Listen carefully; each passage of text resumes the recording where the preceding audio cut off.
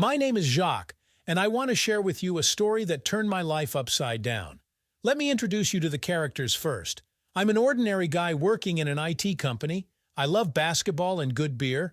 My wife Leah is a smart and beautiful woman. She works as a marketer in a big firm. And of course, my beloved mother-in-law Janine, an eccentric lady, an actress of a local theater. Janine and I have always had a great relationship. She is one of those people who loves to shock and stun, so you'll never be bored with her. Some are a bit afraid of her sharp tongue and unpredictability, but I've always been philosophical about it. Like creative people have their quirks. What can you do? So one day, Janine invited Leah and me to her house for, as she put it, a very important event. It turned out that she was offered a role in a new musical, and she wanted to have something like a dress rehearsal before the audition. "Jackie, Leah, my dears, you simply must come," she chirped on the phone. "I so need your support and objective assessment. After all, you are my family, and for an actress, the reaction of loved ones is important." "Of course, Mom, we'll come," Leah assured her. "What time should we be there?" "Around 7, darling. It will be a wonderful family evening." Janine sang and hung up. Leah and I exchanged glances. A wonderful family evening in Janine's understanding is always unforgettable. Last time, for example, she decided to teach me to dance the tango. It ended with a sprained ankle, mine, and a bottle of champagne, drunk by Janine out of frustration. So I mentally prepared myself for anything. At 7 sharp, Leah and I were at Janine's. She greeted us in an evening gown and full makeup. Apparently, she got into the role of a femme fatale. The living room was in creative disorder. Scripts, posters, theater props were scattered everywhere. "Come in, my darlings." Janine kissed us and sat us down on the sofa. "Now I will show you a few key scenes, and you don't judge too harshly. After all, the premiere is not soon." And she began her performance. I must say Janine played superbly. Her heroine now burst into tears, now threw tantrums, now made eyes at imaginary admirers. Leah and I watched as if spellbound, forgetting about everything in the world. The play lasted late into the night. At some point, Leah fell asleep right on the couch. A hard day at work took its toll. I carefully woke her up and suggested we go home. "Janine, you are magnificent, but we have to go," I said, yawning. "We have to get up early tomorrow."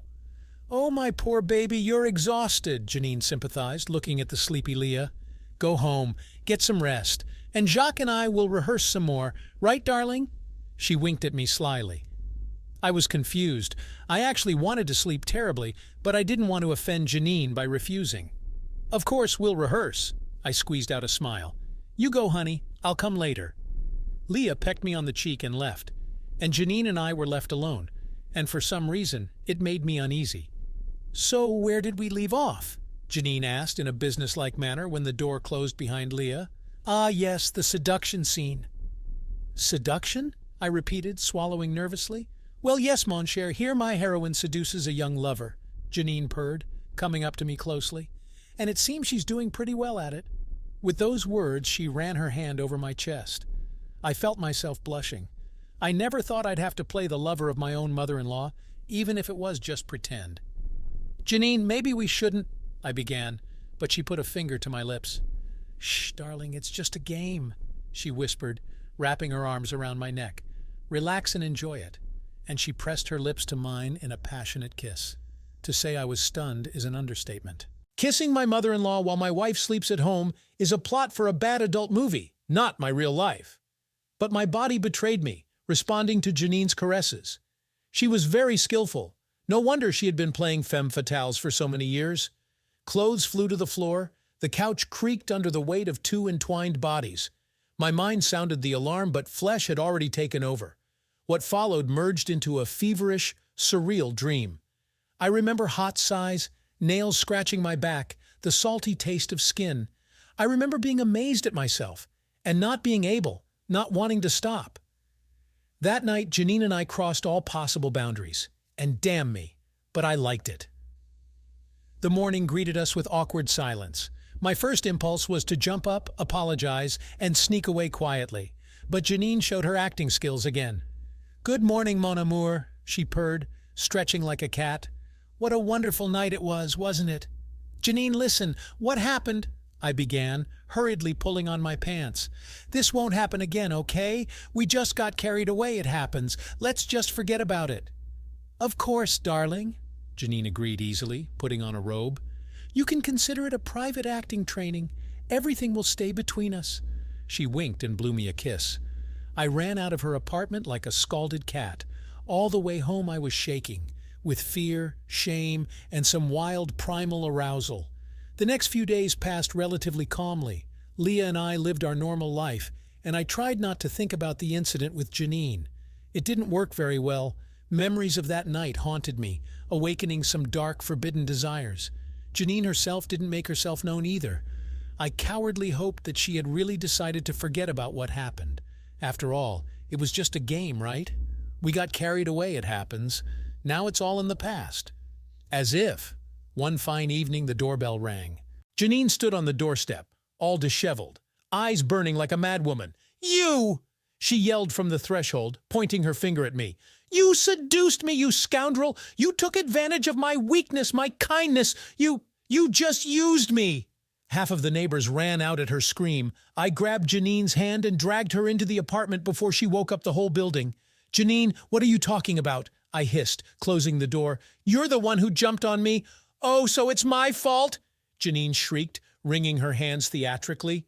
"You ruined my life, and now you're putting the blame on me? Well, you just wait. I'll tell everyone what a scoundrel you are." Then Leah jumped out of the bedroom, scared. Seeing her mother in hysterics, she rushed to her. "God, Mom, what happened? Why are you yelling?"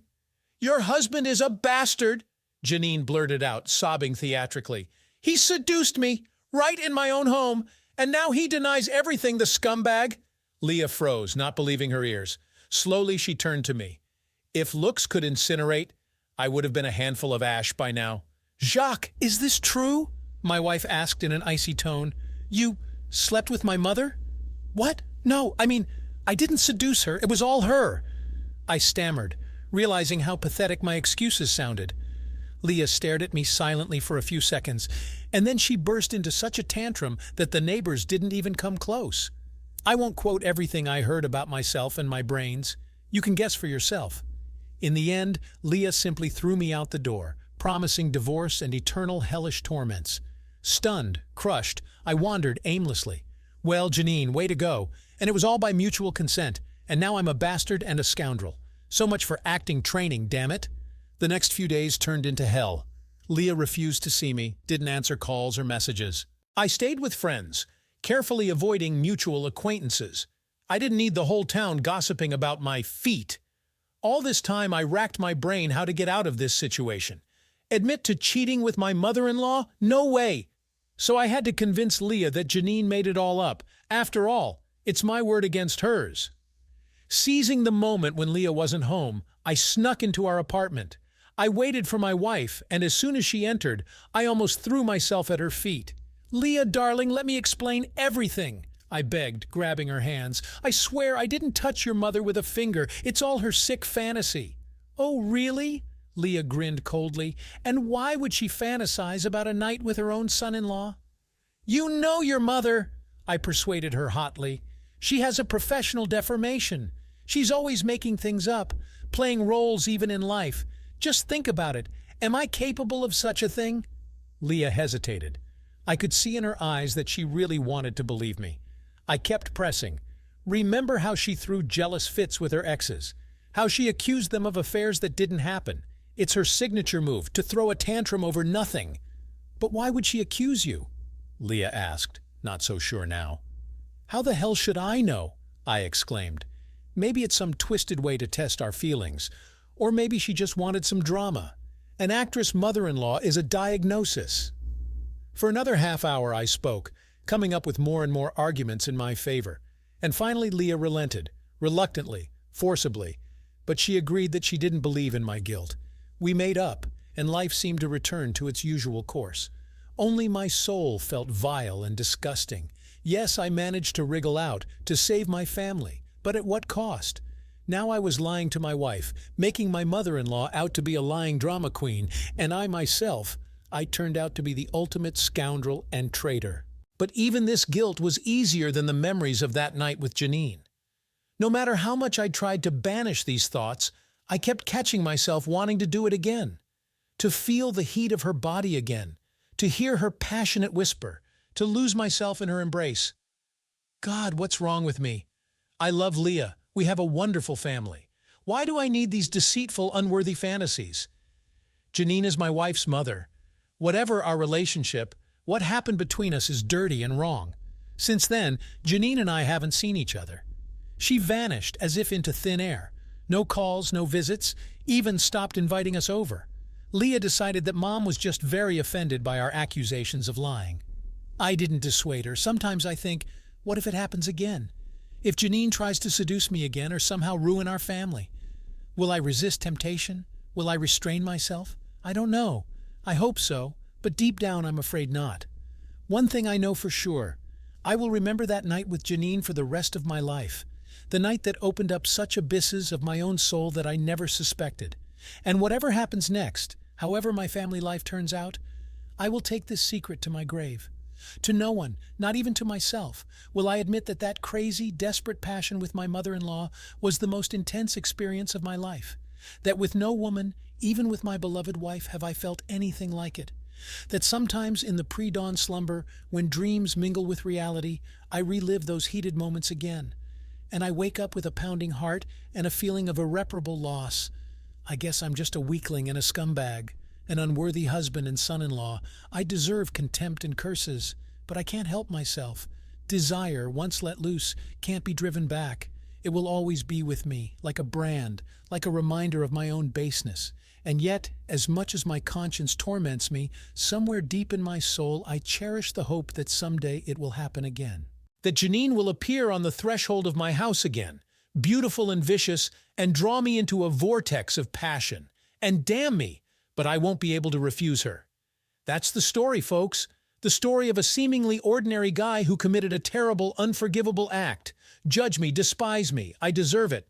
But before you throw a stone at me, ask yourself, how would you act if you were in my shoes? Would you resist temptation, keep your loyalty? I don't know, it's not for me to judge. But as they say in Italy, se non è vero, è ben trovato. Even if it's not true, it's well invented. Who knows, maybe everyone is capable of villainy under certain circumstances. The road to hell, as we know, is paved with good intentions. Well, that's it, amigos. Good luck to you, and may you never suffer the fate of the unfortunate sinner Jacques. And I have to go. I think the doorbell just rang. And something tells me it's not the mailman. Did you like this story? Let us know in the comments what you liked. Subscribe to our storytelling podcast. Also, don't forget to like and ring the bell so you don't miss more interesting stories. See you soon.